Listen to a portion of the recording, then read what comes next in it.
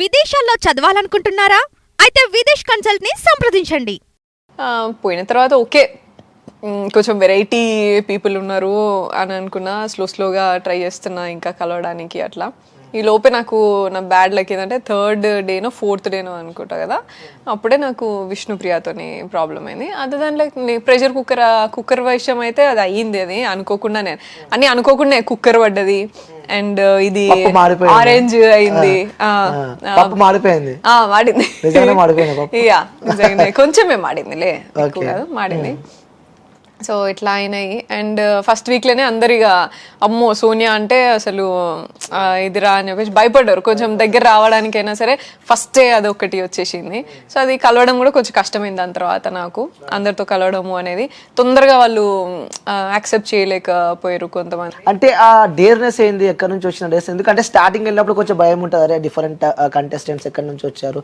So ఆ డేర్నెస్ ఎక్కడి నుంచి వచ్చింది మీకు అనమాట? ఎందుకంటే చూస్తుంటే మాకే షాక్ అనిపిస్తుంది, అరే కొత్త అమ్మాయి, కొత్త సీజన్, కొత్తగా వచ్చింది, ఇంత డేర్గా ఉంది ఏంటి అని చెప్పి కూడా ఒక డౌట్ వస్తూ ఉంటుంది.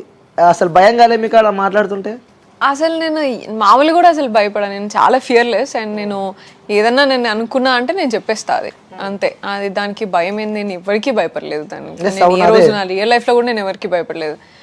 ఎంత పెద్ద వాళ్ళతో కూడా నేను పని చేసినా కానీ ఎక్కడున్నా నేను స్ట్రైట్ అప్ ఫ్రంట్ మాట్లాడతా. ఇది అవుతుందా అంటే పని అవుతుందా అంటే పని కాదు, అవుతుందా అంటే అవుతుంది, అంతే. అట్లే మాట్లాడినా. సో ఇష్యూ అది కుక్కర్ ఇష్యూ వచ్చినప్పుడు కూడా నేను హోల్డ్ చేసిన, మంచిగానే మాట్లాడదాం, మంచిగానే చెప్దాం అనుకున్నా. ఆమె పోక్ చేసేసరికి అది ఇంకా రెస్పాన్సిబిలిటీ కదా ఎక్కువ అయిపోయింది అది ఇంకా అట్లానే. అండ్ ఆరెంజ్ విషయం కూడా శేఖర్ అన్నతోని కూడా దట్ వాజ్ లైక్ స్టార్టింగ్ జోక్గానే స్టార్ట్ అయింది. ఆయన దాన్ని చాలా పెద్ద ఒక మాట అనేసరికి నేను ఒక మాట, అది చాలా నేషనల్ ఫ్లాగ్ కి కంపేర్ చేసిండు ఆరెంజ్ తీసుకుపోయి. ఇక మనం ఏడ తగ్గుతాం, ఇక ఇంకంతే మాట్లాడినాక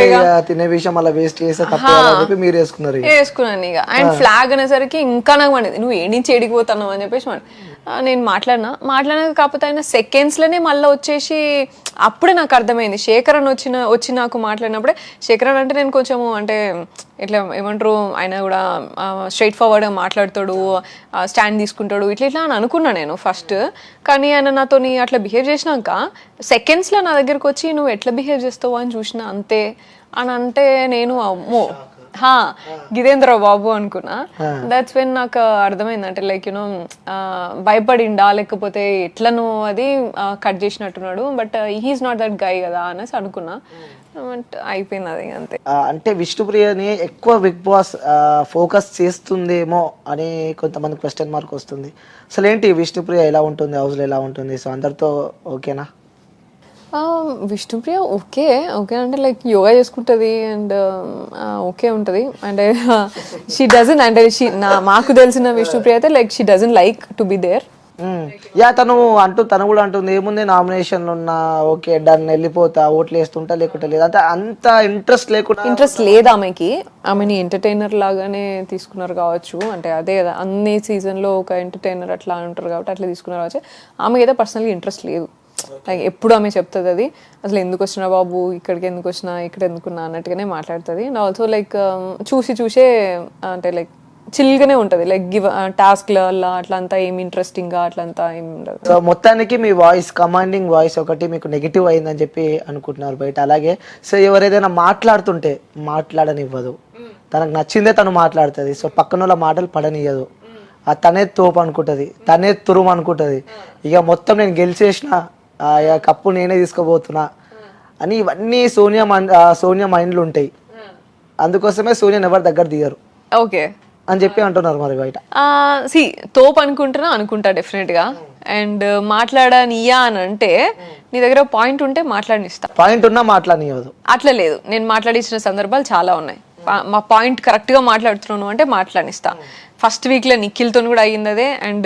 అండ్ పాయింట్ మాట్లాడితేనే నేను అది ఎక్స్టెండ్ చేస్తా, మాట్లాడకపోతే అసలు నాది అయిపోయింది బిగ్ బాస్ ఇట్లా అని చెప్పేసి కూర్చుంటా, అంతే. రిపీట్ మోడ్ లో పోతుంది, నాకు అది అయిపోయింది. Okay, maybe second week nomination అనుకుంటా. సో బిగ్ బాస్ కూడా మీకు కరెక్ట్ నామినేషన్ చేయండి, నామినేషన్ సరిగా లేదు అని ఒక హింట్ కూడా ఇచ్చినట్టుంది.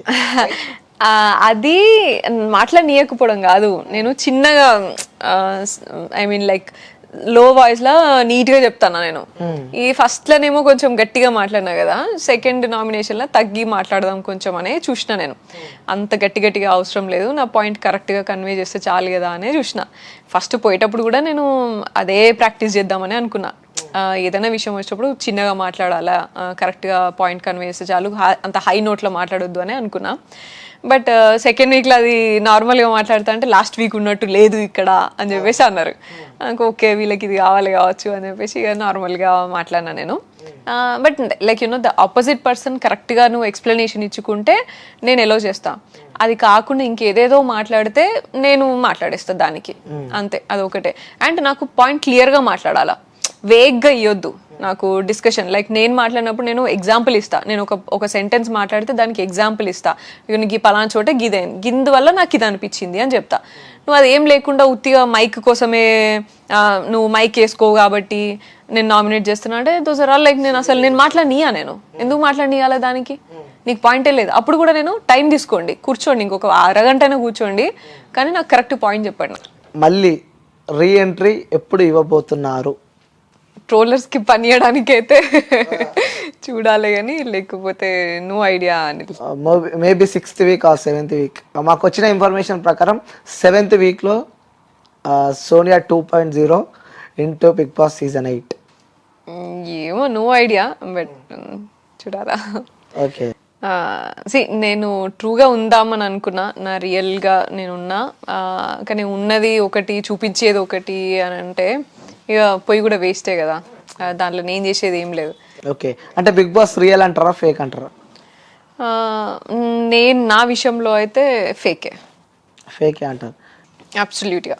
ఓకే, సో అంటే అబ్బాయి విషయంలో కూడా అన్ఫేర్ జరిగింది అని చెప్పి కూడా తను కూడా చెప్తాను. అంటే ఇప్పుడు వెళ్ళిన కంటెస్టెంట్స్ అందరూ ఇలా చెప్తూ ఉంటే మరి నెక్స్ట్ బిగ్ బాస్ ఏం కావాలి? దట్స్ వాట్, అది వాళ్ళు ఆలోచించుకోవాలి. అది నీకు నేషనల్ టీవీ లిమిటేషన్స్ అని మాట్లాడిండు నాతో నేను బజ్లా. నేషనల్ టీవీ లిమిటేషన్స్ ఏంటిదో మరి, అండ్ మీది ఏం చూపిద్దాం అనుకుంటారు మీ రియాలిటీ షోలా అనేది అది వాళ్ళు డిసైడ్ కావాలా అనిల్. అండ్ నాకు సార్ కూడా మధ్యలో లైఫ్ టైం మేనేజ్మెంట్ ఏదో సంథింగ్ అన్నారు ఒకసారి షోలా. లైఫ్ టైం మేనేజ్మెంట్ ఏం చూపించారు? నా లైఫ్ ఏం చేసినారు చూపించి మీరు? I'm lucky and I'm happy that I'm strong enough to handle. And నా ఫ్యామిలీ యష్ నా పక్కన ఉన్నారు కాబట్టి నేను ఈరోజు నేను కాన్ఫిడెంట్గా ఉన్నా. అండ్ బై మై సెల్ఫ్ నేను కూడా కొంచెం స్ట్రాంగ్ కాబట్టి ఇట్లున్నా.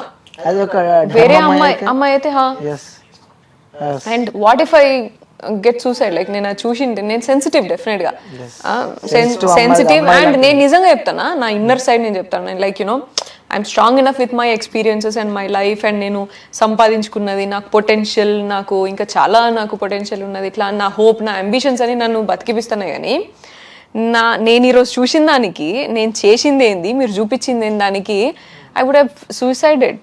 నేను సూసైడ్ అటెంప్ట్ చేసేదాన్ని ఖచ్చితంగా.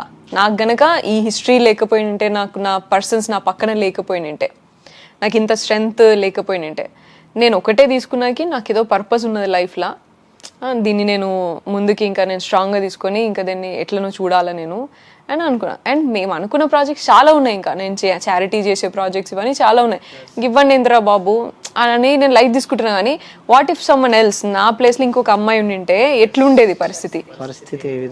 ఐఎమ్ గ్రేట్ఫుల్, నా పక్కన యష్ ఉన్నారు, నాకు మంచి లైక్ ఫినాన్షియల్లీ వెల్, నేను సంపాదించుకున్నా, నాకు ఆ టాలెంట్ ఉన్నది, స్కిల్ ఉన్నది. ఒకవేళ నేను మళ్ళీ సంపాదించుకోవాలనుకున్నా, మూవీ సైడ్ కాకుండా ఇంకో సైడ్ పోవాలన్నా, ఒకవేళ వాళ్ళ ఆపర్చునిటీస్ వాళ్ళే అని కాదు, ఎవరైనా ఇది చూసి నాకు మూవీ ఆపర్చునిటీస్ ఇవ్వద్దు లేకపోతే ఇట్లా ఏమైనా అనుకున్నా సరే, నాకు ఇంకో ఫీల్డ్ ఉన్నది చేసుకోవడానికి. కానీ వేరే వాళ్ళందరూ చాలా మంది కూడా ఇప్పుడు ఫర్ ఎగ్జాంపుల్ యష్మి ఉన్నది పాపం, ఆమెకి సీరియల్ తప్ప ఇంకేం ఆప్షన్ లేదు కదా. మీరందరూ ఇట్లా ట్రోల్ చేసి ఇట్లా అంతా చేసి వాళ్ళు ఏదో చూపించి మీరేదో ట్రోల్ చేసి చేస్తే, మీ కెరియర్ కోసం, మీ పూట తిండి కోసము వేరేని చంపేస్తే, అది అడుక్కు తినడం కంటే ఇంకా అసలు అడుక్కు తినడం చాలా బెటర్. ఇంకా అడుక్కు తినడంకి కూడా దానికి ఈక్వల్ కాదు అది. ఒకరిని చంపి నువ్వు బతుకుతున్నావు కదా, సో ఆ తిండి ఎట్లా పోతుంది మనిషికి? అండ్ రేపటి నాడు అందరి ఇళ్ళల్లో ఆడపిల్లలు ఉన్నారు, అందరి ఇళ్ళల్లో ఇష్యూస్ జరుగుతున్నాయి. ఈరోజు మనం ఎట్లున్నామంటే అదే మన చిల్డ్రన్, మన పిల్లల్ని మన బాబాయిలు ఎత్తుకున్నా డౌట్ పడే సిచ్యువేషన్లల్లో మనము బతుకుతున్నాం మనం. కనీసం బాబాయ్ చేతికి ఒక ఆడపిల్లని ఎత్తుకోరా బాబు ఎట్లా అనిచ్చినా ఎట్లనో ఏం చేస్తారో అన్న భయంలో బతుకుతున్నప్పుడు నువ్వు అండ్ అన్న చేయబట్టుకొని నువ్వు రోడ్ మీద వెళ్తున్నప్పుడు కూడా గర్ల్ ఫ్రెండ్ బాయ్ ఫ్రెండ్ అని మాట్లాడుకున్నప్పుడు అటువంటి దేశంలో బతుకుతున్నాం. ఇక మనమేం మాట్లాడాలి? ఇక సెక్యూరిటీ గురించి మాట్లాడతారు, మళ్ళీ ఎవరికైనా ఏమైనా కాగానే ఇక ర్యాలీలు తీస్తారు, జస్టిస్ అని మాట్లాడతారు. నువ్వు ఒక రిలేషన్షిప్ని అక్కడ ఏం జరిగిందో అని కరెక్ట్గా చూసేది కూడా నీకు అట్లీస్ట్ సీక్వెన్స్ ఆఫ్ థింగ్స్ దగ్గర పెట్టుకొని చూద్దామనేది కూడా లేదు. ఏదో బీజిఎం వేసుకున్నాడు, ట్రోల్ చేసుడు. ఆల్రెడీ మీరు అంతా పోర్ట్రే అయ్యి ఒక ఫ్యామిలీలా కలిసి ఉన్నారు అందులో, కానీ బయట మాకు పోర్ట్రే అయింది మాత్రం ఇట్లా, జనాలకు తెలిసింది మాత్రం ఇట్లా. సో ఓవరాల్ గా బిగ్ బాస్ మీద కూడా నాకు అదే అనిపించింది, లైక్ ఇట్లా చేసుకుంటా పోతే మాత్రము ఐ డోంట్ థింక్ నాకు అంటే లైక్ జనాలకు అదే కాంటెంట్ కావాలేమో, నేను ఆ స్పేస్ కి నేను బిలాంగ్ అవ్వనేమో నాకు తెలీదు. బట్ నేను అనుకున్నది వేరు, బిగ్ బాస్ అంటే నాకు వేరు ఉండే. ఓకే, అవును, అక్కడ చెప్పారు కూడా లోపల big boss it's not a joke అన్న వర్షన్ కూడా మీరు చెప్పారు.